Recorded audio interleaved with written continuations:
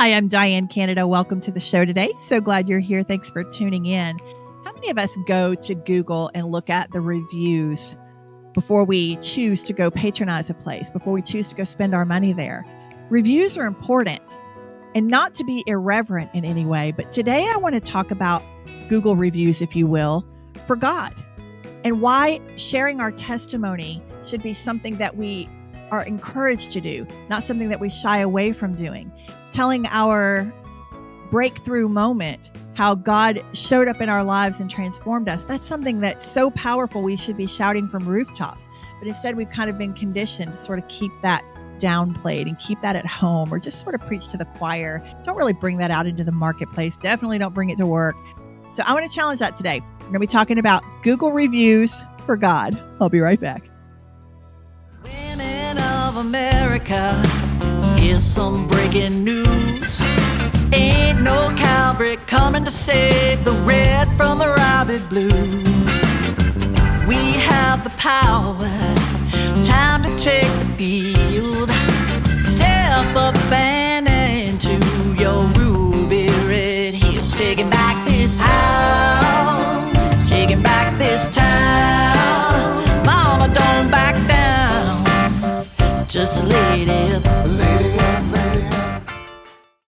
All right, again, not to be irreverent in any way, but I think it's important when we're talking about things like this to kind of bring it into the modern day framing, if you will. It's something I really strive to do a lot when I'm teaching my Lady Up workshops, for instance, because if we can kind of bring a visual to people, something that they are used to relating to every day, I think it's so much more powerful.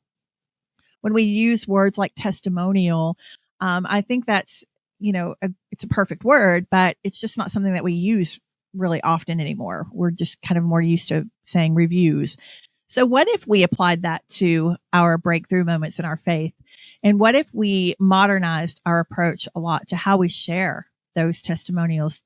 Those of us that have had just those miraculous epiphanies or those miraculous moments where God just showed up and showed out in our lives. We all have those. If you're a person of faith, you have it. Even the moment that you came to your faith, a lot of times is a breakthrough moment. That in itself is a testimonial. And I'm going to share mine with you here in just a minute, but we need to understand that the person that we used to be is not the person that we are today.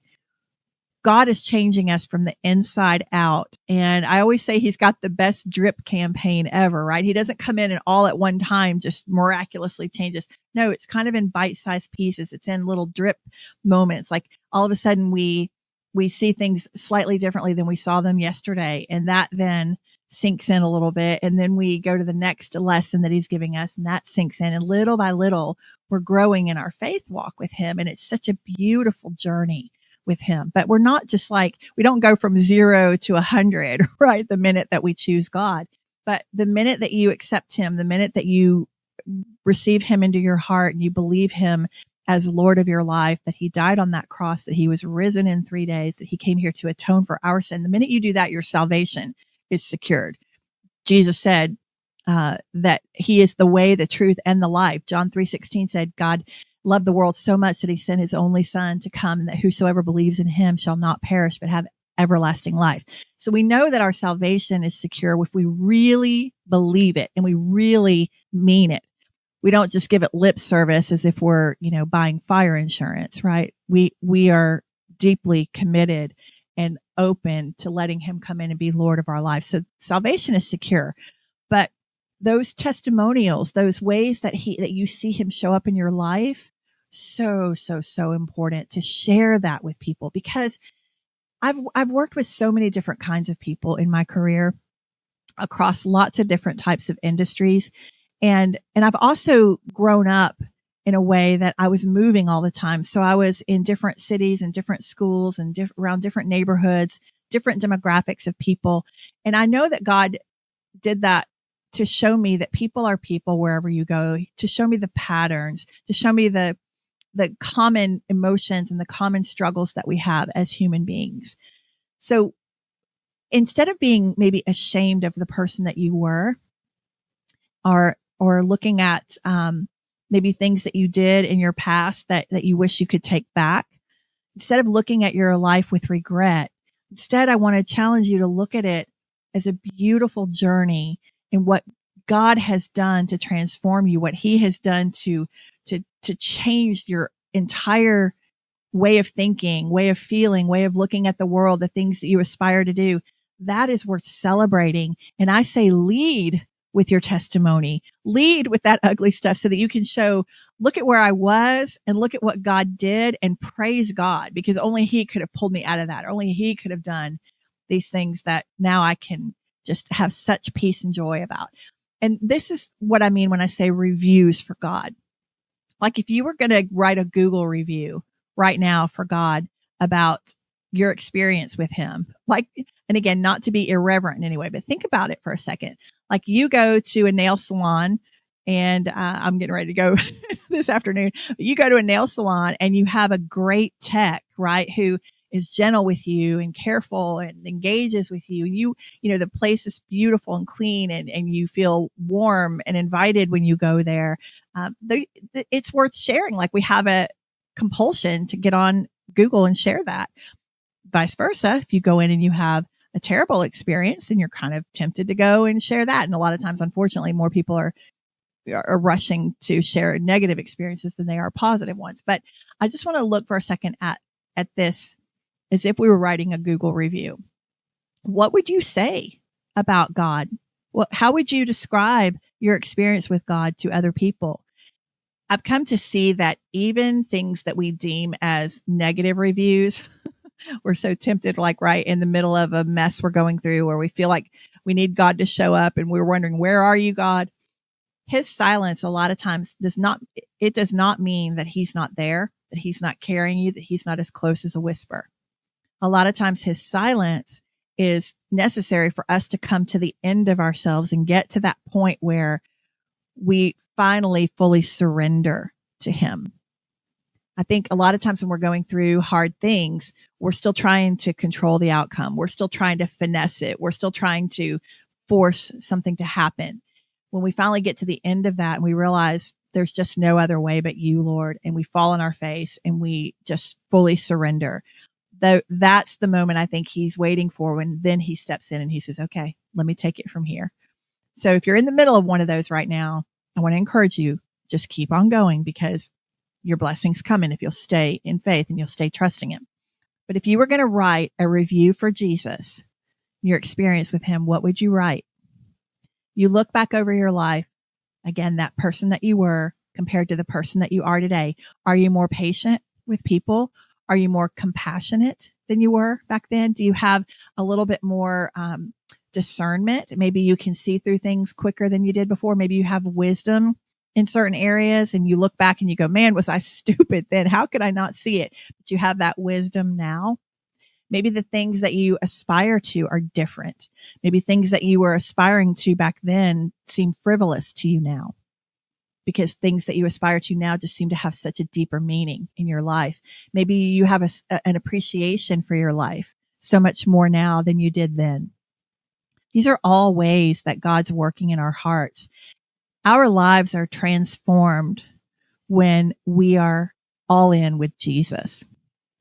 And why that's important today more than ever is because we've got a whole generation out there, not even just the younger people, but there are just people, even in our age groups, that are so lost, that are starving for significance.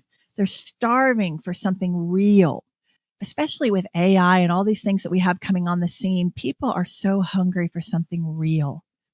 So we do have so many people out there that need your testimony. They need to hear the hopeful things that you have to say. They need to know, hey, if God pulled you out, maybe he could pull me out too.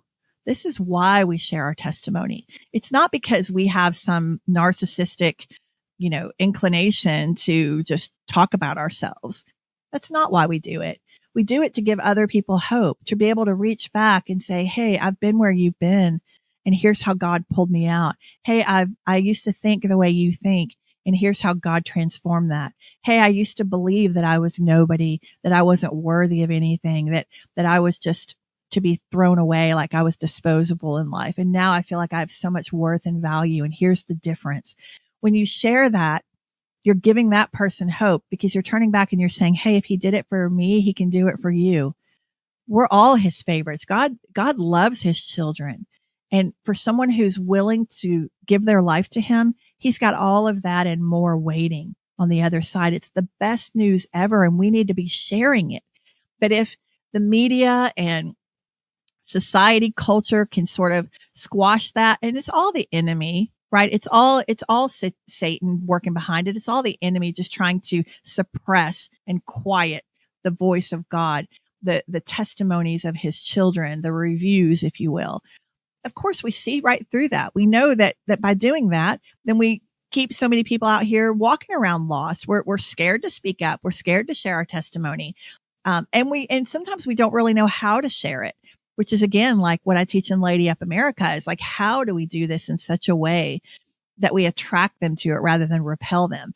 Because I don't know about you, but when you're in a really dark place, sometimes if somebody comes along and they don't share their testimony well, it can make you feel worse, right? Like if they come around and they say, hey, I've been where you've been and, now I'm here, and they sort of leave out all the middle, right, of how you did it. They come and they say, hey, I was there, I'm here. You need to, get up off your duff and get out there and do something in the world.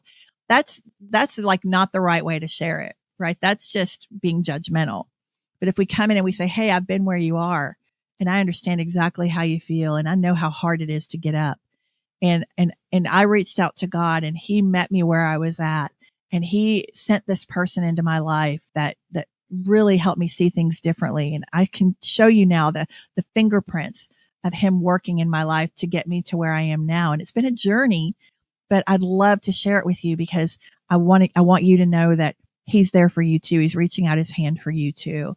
If you do it in a gentle way like that, in a compassionate way, it can be so powerful.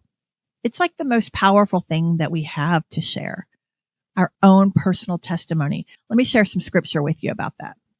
Revelations 12:11 says, and they have conquered him by the blood of the Lamb and by the word of their testimony. John 4:39 says, many Samaritans from that town believed in him because of the woman's testimony. Luke 8:39 says, return to your home and declare how much God has done for you. Like, go tell people. In Psalm 66:16, come and hear, all you who fear God, and I will tell you all he has done for my soul. Matthew 10:32, so everyone who acknowledges me before men, I also will acknowledge before my Father who is in heaven. Your testimony should never be silenced. You should never be shy about sharing it. You should be shouting it from rooftops, like I said. And if you even think about in a court of law, one of the most powerful and compelling things that you can bring in to the courtroom, into a case, is a witness, an eyewitness. That holds tremendous weight in a courtroom. It's the same way in our conversations with people. And a lot of times we're just ashamed. We're just, it's like we don't want people to know those older, darker parts of our life. We sort of conceal them because, like, after all, we're respected now. We're kind of held in this high esteem, and we don't really want people to know the yucky stuff. I say lead with the yucky stuff appropriately. And I've talked about this on other shows. I mean, be appropriate. Don't vomit up your whole past on somebody. And I mean, do it in an appropriate way. But what I mean is lead with where you were, with how messy it was. Don't dwell on that when you're talking to people about it. Don't like go too deep and give too many gory details about it. More what you want to focus on when you're sharing your testimony is give them sort of a snapshot of where you were, but put most of the focus on how God brought you out. And also you can put focus when you're telling someone on the emotions you were feeling at the time, the hopelessness that you were in, the despair maybe that you were in, or whatever it was you were going through, the fear that you had, the anguish, the grief, whatever it is. You can say, it was so hard for me to get up and just brush my teeth. It was so hard for me to just even get the power to walk across the room. I just wanted to stay in bed all day in a fetal position. You can share things like that because that's relatable. And then you can say, but now look what God has done. And here's a little bit of my journey on how he brought me to here. and pick out the highlights and share the highlights with that person. And then if they want more detail, they'll ask you, but you're keeping the focus on them and on giving them hope and showing them the way out. Remember in the movie The Shining, those hedge mazes that they had, and it was fun to play in them, right? Try to find your way out. But the scary thing was you could get stuck in there and you could get lost in there. Well, if you had someone come in that knew the way out, right? You're scared. It's dark. It's cold. It's snowing, whatever. And you're going to freeze in there to death. If someone could come in and say, hey, here's a lantern and here's a jacket and here's some gloves. And hey, let me show you the way out. Of course, you're going to share that, and the light being Jesus, that lantern being Jesus. He's the light. He's going to give us that warmth and he's going to show us the way out. I've already been out with them. I came back to get you and I want to help take you out. So you're not doing it. You're putting the focus on the light. You're putting the focus on the light of the world, the one who can help light our path and show us the way out. So it's just such a beautiful opportunity. Don't be ashamed of where you've been. If God has transformed your life and you now are walking completely differently, you're a completely transformed person from who you were. That's something to celebrate. And I hear even pastors sometimes talking about really hard things, like admitting out loud that they were addicted to porn, or admitting out loud that they were adulterers or whatever it might be. I mean, that's a really ugly, ugly thing to admit out loud. But then you look at how God transformed their life and what they're doing now. That's something to celebrate. So whatever you've been through, whatever you've done, God's beautiful grace, amazing grace, and the blood of Jesus washes you clean, white as snow. And now you can go back and you can tell others who maybe are in those dark places, hey, here's the light and here's the way out. I was in a very, very, very dark place in my early 20s. I had grown up in the church up until I was about 8 years old. My father was a pastor. And then he, left me and my mom and my sister for another woman. And it shattered our household. And everything that we knew about God and church and all that suddenly was upended. And we didn't have any church in our life for a while after that. Like from the time I was 8 years old until I was in my early 20s, really fell away hard from the church. And a lot of church hurt. So if some of you have been through things like that, then you can relate. In my early 20s, I had made a series of very poor decisions, and one of them ended me up married and divorced between the ages of 17 and 21. So within a 4-year period, right after I graduated high school, I had chunked all of my college plans, which I had the college seal on my diploma. I had graduated 6 months ahead of my class. I wanted to go into broadcasting. That was my path. And I just threw it all away running because I was so emotionally wounded and so emotionally fragile. I just ran and went from the frying pan into the fire, literally. So I married this man that I should have never married. It was a horrible, horrible, horrible experience. And I was divorcing by the time I was 21. Well, as a result, he and I'd had a child together, and he was considerably older than me, had a lot of stability. I had none. And he, through a series of events, ended up with custody of my son. And he was only a year and a half old. And I want to tell you, the betrayal and the sense of despair and grief that I was in, like I could not even get up. I felt like I was spiraling, like I was just circling the drain in my life. And it was the most painful thing I have ever been through. I mean, I'd been through some painful things before that. We'd had a lot of tragedies and things like that in my family. So I was accustomed to hurting, but this was off the charts, and I just couldn't get up. I was just rendered useless in my life in so many ways. And this person that I knew at the time had a preacher surprise me one night and come and talk to me, which I will tell you, I was really not happy about. I felt ambushed, but he sat across from me on an ottoman. I remember he was sitting on an ottoman, and he looked at me and he said, "Diane, has the world beat you up enough out there? Have you had enough?" If you need to stay out a little longer, you stay out. He said, but if you've had enough and you're ready to come home, Jesus is waiting. And he put his hand out like that for me to take his hand. And everything inside of me just crumbled like a baby. And I took his hand, and that was symbolic of taking Jesus's hand and saying, yeah, I've had enough, Lord. I can't do this anymore. I surrender. I surrender. I want to tell you, from that point forward, God radically intervened in my life. Suddenly I had the motivation to get up and get moving, which I could not have conjured up on my best day in that space I was in before. He gave me courage to apply for jobs I was completely unqualified for, and not only apply, but I actually got the job, manager over this medical practice in the heart of the most affluent area of Atlanta. I mean, I want to tell you, like, there's no way. Like, when I look at the despair that I was in, and then I look at, even like, it was instantly, I had a complete change of heart, a complete change of motivation, all that is not coincidence. That was the love and mercy and grace of God right there. Now, my life, did it play out perfectly? No. I fought like a beast. I mean, fought and fought and fought for my son, but I never regained full custody of him.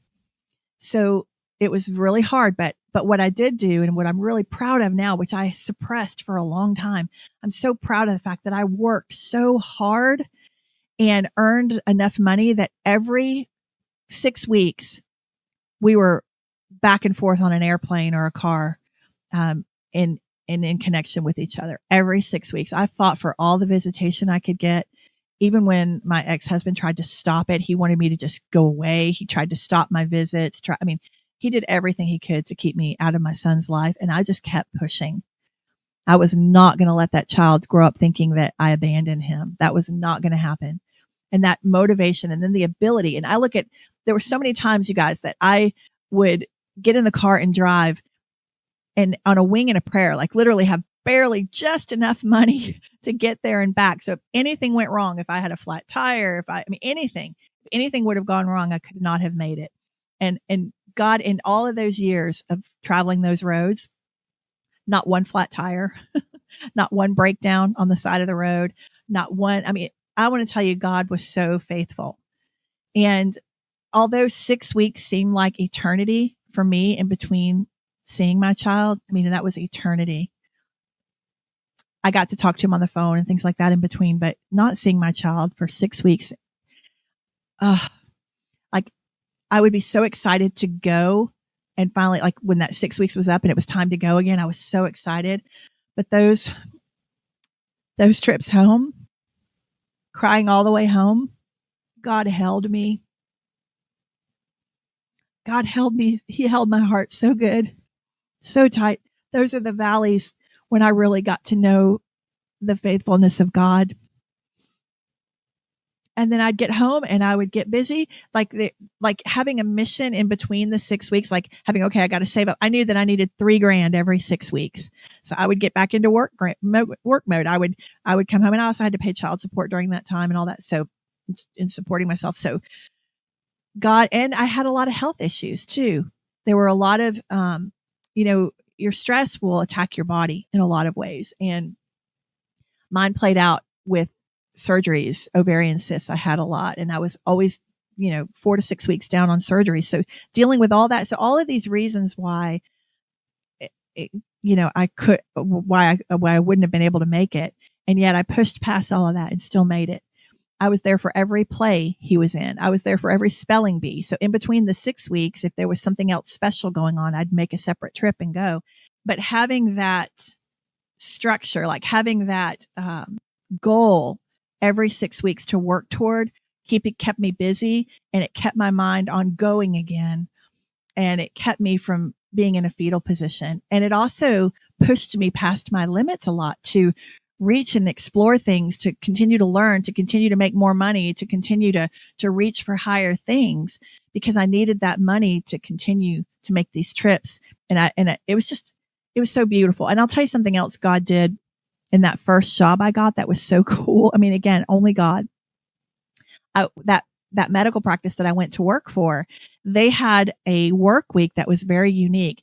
One week you would work Monday through Thursday. The next week you would work Tuesday through Friday. So what that meant was that every other weekend I had a 4-day weekend. And that gave me the window that I needed to make that trip, 2 days up to get my boy and 2 days back. I mean, God just arranged it all. And although I was very humiliated to ever tell people that I didn't have custody of my son at the time. I mean, I knew people would look at me and judge and go, what kind of mother loses custody of her son? What did you do? Were you into drugs? No, none of that. I was just young and naive and unstable. I just had no idea how to take care of myself. And he had a lot of stability. And so when it came down to it, he weaponized that and ended up with my son. And that's just the truth. It's a story for another day, but that was a complete shock and betrayal to me, but it was humiliating. I was always scared when women that I knew that were my age and they would talk about their kids and stuff. I was always scared that they would ask me, Diane, do you have kids? It's like, it's a loaded question, right? Like I wanted to say, yes, I have this beautiful son and I love him so much. But I knew that the next question out of their mouth would be, well, where does he go to school? How do you explain that? Well, Wisconsin, and I live in Atlanta. At one point, I almost moved there. I had all of my ducks in a row to move there. I thought, well, I don't want to live in Wisconsin, but if that's where he is, then that's where I'm going. So I got a job up there lined up. I picked out an apartment. I put down the deposit. I was going. My mom sat me down and she explained to me that if I go, that his family would emotionally just finish me off. She said, you think it's hard on you now with them trying to stop visits and all the just so mean. Said, you think it's hard now. Wait till you get there and they see you as a threat. You won't see him any more than you do now and it'll be worse. But that's not why I didn't go. I didn't go because of how hard it might be on me. The reason why I didn't go is when she said it'll be harder on him because he'll see y'all fighting constantly and he'll be in a constant tug of war. She said, at least when you have him, during your time, you're bringing him here to us and it's better quality time. You may not have the quantity, but you have the quality of the time. So, and we all, she would keep him in summers for me and my family he was able to grow up knowing them, so I look back on that now and I struggle with that. I'll be honest with you. I struggle because I wonder if I should have moved there. But I think we do the best we can with what we know at the time. And all I ever wanted was for him to be okay. I wanted it to be as easy on him as possible. So we make different decisions and we make the best we can, the best ones that we can. I think he still holds it against me that I didn't move up there. And I still hold that against myself, just to be quite honest with you. I feel like I should have gone. Now I have, if I didn't live in grace, then I would live in that regret. But what I've learned is that everything in our lives happens exactly how it's supposed to happen, because even those adversities lead us to our purpose. They lead us to our calling. Had I not worked as hard as I did and worked in the fields that I did, consulting and then eventually music, and ended up in Nashville because of that music, and then getting involved in politics, like everything that I'm doing now and teaching Lady Up America is all an accumulation. It's like a snowball, right? Of all of the things that we've gone through in our lives, but certainly in our walk with God. So I'm not ashamed anymore of my testimony. I put out a book in 2020 when I was running for office. And it wasn't because I wanted to sell books. I put it out because I knew that was a very fragile story that could be spun by an opponent, which my opponent did not spin it, thank God, but he could have. And I wanted to tell that story. I didn't want to leave it for someone else to manipulate or to twist. And so that was the first time that I ever told my story, certainly publicly. And sitting down and writing that book I was like on wobbly knees. And I remember when I got it finished, I ran it by my son. He had given me permission to write it. I told him I wanted to write it. And he said, "Sure, Mom, we don't have anything to hide, write it." Well, there were some things in there that made him uncomfortable. And he asked me to take some of the pivotal things out that were huge, a huge part of my story. And I tried to explain to him, I can't take them out because they're my testimony. And I didn't even understand that fully at the time, but I understand that a lot more now when I'm talking with you, that even the ugly stuff, or even the stuff that might be hurtful to someone else, you always need to pray about that. And the very, very last thing I would ever want to do is hurt anyone, but it is my testimony and it is my story to tell. And so I had to weigh that and pray about that. But I explained to him, no, I'm not going to take it out. My goal in that book was not to sing my sad story or to, bring pity on myself. No, not at all. My goal in that book was to say, hey, here's where I was and here's how God brought me out. And that book is laced with lessons that I learned from God. And the focus is much more on the emotion and on God's redemption in my life. So that is the focus of it. But sometimes you got to leave some of the stuff in there that is uncomfortable because you don't know who might read that and go, she gets me. Like, she's been there. She understands where I am, and look how God's brought her out, and he could bring me out too. So it's to give hope to other people. It's not to focus on yourself or to, weaponize your story to hurt someone. That was never, ever, ever the intention. But anyway, writing that book was a testimony, was a review, if you will, of my faith journey. And I want to tell you that as painful as it was running those roads all those years, 18 years, I wouldn't trade it for anything in the world. I wish that I could take back so much of the hurt that my son experienced. Like, that's what hurts me most, is the pain he went through growing up without his mom, having to explain to kids, where's your mom? Like, that kills me to think about him having to be put in those positions. Many times I would go to his school and have lunch with him, or I would, I always showed up. I would go to his football games. I remember one time, like, I got to know his friends is what I'm trying to say. I wanted to get to know his friends so that his friends could see that he had a mom that loved him. Like, that was really important to me. And they knew that. I ended up getting to know a lot of his friends. But one time I went to this football game when he was playing, I think he was a senior, and they were playing at one of the big university ball fields. And he was really proud of that. Like, it was pretty cool for them to get to play in this big, in this big stadium. And I got there just as the game was kicking off, and I went over to the visitor side to get settled. And just about that time, I hear on the loudspeaker, Diane, could you please come to the home side field and come to the 50-yard line and the home stands? And I'm like, he's talking to me. And then he announced it again. I'm like, yeah, he said my name. So I got up and I walked across the field, all the way around. And I got up to the home, the big concrete steps, the home side. And I walked toward the 50-yard line of that stadium seating. And a bunch of his friends were there with a big banner held out that they had drawn, and it said, "Welcome, Mom." And like, a lot of his friends called me Mom. And that was precious. That was precious to me. So I wish I could have prevented his pain, but I wouldn't trade mine for anything, because it brought me to the heart of Jesus. It taught me how Jesus is with us in that pain. He doesn't spare us. He doesn't spare us the pain when we are living in ways where we're sinning and where we're making bad choices. Like, our sin has consequences, right? And those consequences will play out in our lives, but he's with us in it.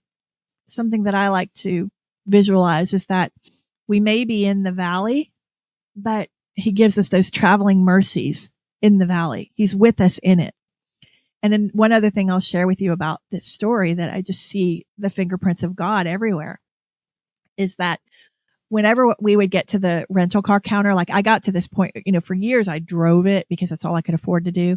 And then when I started making more money, I was able to fly half of the trip. I'd fly from Atlanta up into Chicago O'Hare, and then I'd rent a car from there and drive the other 4 hours over to where he was in Wisconsin. And so we would get to the desk. We always rented through Enterprise, and they just got to know me. I mean, I was there so much. They just got to know me so well, and they knew why I was coming. Like they got to know my son and everything. And so they would always upgrade us to the best car they had on the lot when we got there at no charge. So I would rent like a little economy, like probably like something like a little Honda Civic equivalent, like a little economy car. And they would put us in Jaguars. They would put us in Cadillacs. I mean, it was just the neatest thing. Like I remember one summer he brought his best friend home. I had him 6 weeks every summer, and he wanted his best friend to come home with him this time and to come with us. And so we're all walking through the airport, and my son is pointing out places. He's saying, okay, over there is where we get our ice cream, and over there, they have the best ice cream. And over there is where we get our burgers, and they have the best fries. And he's like walking him through like he's the tour guide, like, cause we'd been in and out of this airport so many times, we just had patterns. We had favorites. And then I heard him say, wait till we get to the rental car counter. We're probably going to get a Jaguar or a Cadillac. And it was in that moment that I realized God was with us, no matter how hard it was, no matter how hard the distance was, no matter how abnormal of a childhood he had. God was with us in it, and the love was there, and the love remains. I can tell y'all that now, when I ran for office in 2020, and I experienced my son canceling me because of political differences. He was very indoctrinated in the schools in Wisconsin, and we have very different political beliefs, but I had no idea because we had never talked about politics. And so when I ran for office, all that surfaced. And so losing him once as a child, like I did, and us working so hard to work our way back to each other through all of that, only to turn around and lose him again emotionally because of political differences.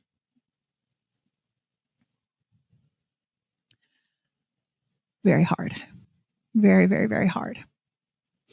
But because of my testimony, because of knowing that God is in it every minute of the day with us, that He's carrying us when we can't walk, I went into that fetal position again in 2020 when He canceled me. And I was in a fetal position when I didn't get invited to the wedding. And I was in a fetal position when my granddaughter came, and I have yet to meet her. I'm not going to say it doesn't hurt, but God's in it, and I trust God. And as a mother, I can pray, and I know that God is in this, and I know He will use it for good because I've seen Him do it too many times in my life. This is why our testimonies are so important, and to tell and retell, because it keeps it fresh for us. We remind ourselves and refresh our faith. We renew our mind by concentrating on what He has done in our lives. I know He's working in this situation. I don't know how. I don't know how it's all going to play out, but I know He's working. And every day I hit my knees and I thank God that He's got my son in the palm of His hand, and that he will fulfill the purposes that God has for his life, that he will come to know the Lord and he will serve him, and that his blind eyes will be open, and that there will be restoration. I pray first for restoration between him and God. And when that is taken care of, then I know that our restoration will take care of itself. I know God will heal that. We've met once since all that went down, and we've started the healing process, but it's going to take a lot of time. But remember what I was telling you, the love is there.